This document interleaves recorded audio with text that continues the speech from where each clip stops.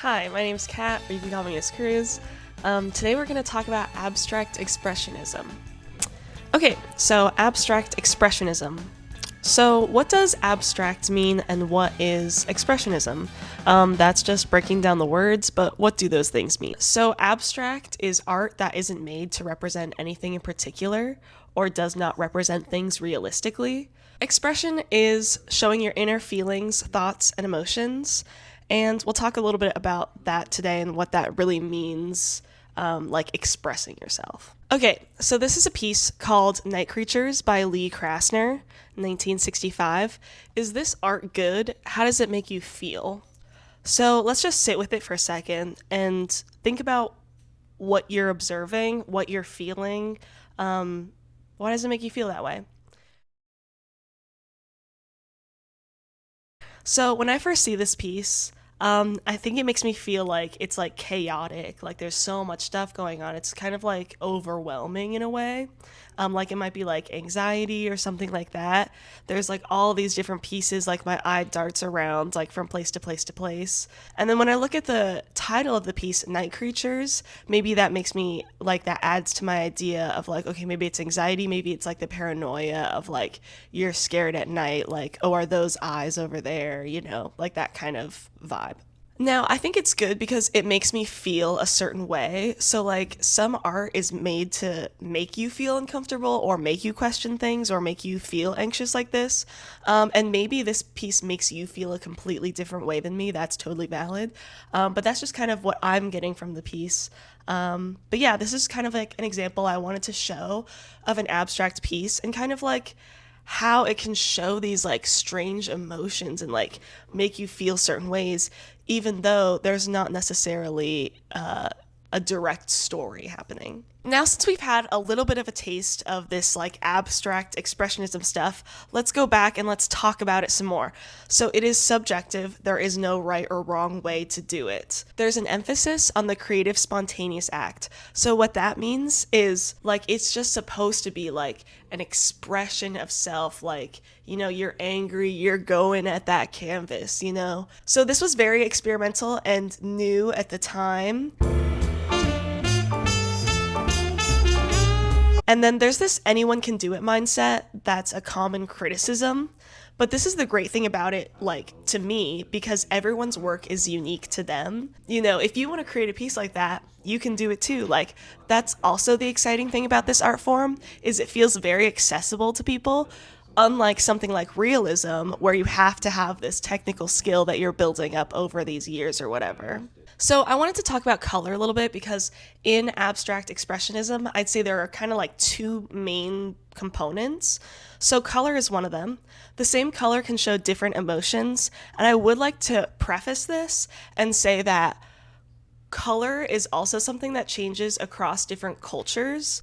So whenever you see color psychology that's like red always means this, I would be a little wary of that. So, for example, blue can be a calm color. You can think of the ocean, the sky, a nice sunny day. Or blue can also be a sad color, melancholy, more lonely. Here's another example.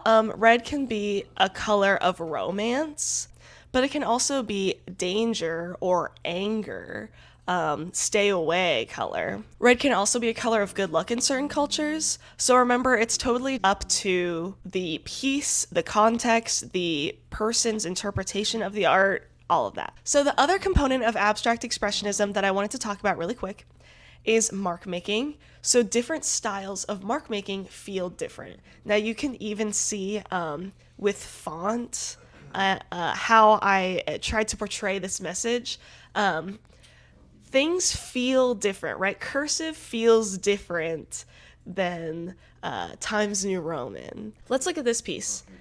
It's so fast. There's so much movement happening. It feels like splatter almost. So how is that related to mark making and emotion? What does it make you feel? It makes me feel like they were in a hurry or like negative in some way. Things like this are more time consuming, more tedious. This feels like a wave. It feels very calm. This one on the right feels a little bit more Like there was a quickness to it, but it was planned, which I really like. The one on the left also has all these different textures going on. Like they were really taking their time with this piece. You can imagine how long it would take to do all these dots and everything. So lastly, here's some famous examples. So this is Jane Pryor. I really love her work. She is super contemporary, as you can see, 2020, 2019. These pieces just feel so fun to me, but calm. They have such like an energy, but also like it's not overbearing. I love it. This is Jackson Pollock, very famous example. He's kind of one of the pioneers of this abstract expressionism. And these pieces are big, they're on the ground, so he's using a big, like, mop kind of paintbrush to splatter them, and it is about the movement and the process so much, for sure. C.Y. Twombly, I don't know how to say this guy's name right, so apologies, but he sells his stuff for a lot. I don't remember exactly how much the one on the left, but millions. And they're just so expressive in a childlike way that has such a fun, nostalgic feel to me. The one on the left feels like a chalkboard. It also has this kind of like, because the spirals are going and going and going, this repetition, maybe like how school feels like when you're younger, how it just keeps like, all the days are the same or whatever. It kind of feels like that. Maybe like at the end they're getting bigger, more loose, like he's kind of getting tired of it. And then the one on the right just feels super like doodles, like very like childlike. Willem de Kooning, just very cool. He's so like, there's something dark about his work, but it's also so interesting. There is this cool movement to it. Oh, Helen Frankenthaler, I love these pieces. Her colors are just so nice to me. So here's one more example I wanted to show. Now this is an example that I made for my middle schoolers. So I wanted to show how the same color can kind of inflict different emotions. So I chose this yellow as kind of a fun piece on the left, called Dancing Circles. It's made to represent joy. So I chose yellow, orange, and pink because those colors remind me of childhood toys, kind of like Polly Pocket kind of stuff is what I was thinking. And then I just thought the blobs were like, they're soft shapes, they're comforting, they're kind of like lava lamp or something. I don't know. They just like kind of chill. On the piece on the right, I chose specifically not to title the piece so that kids could kind of get whatever they wanted from it.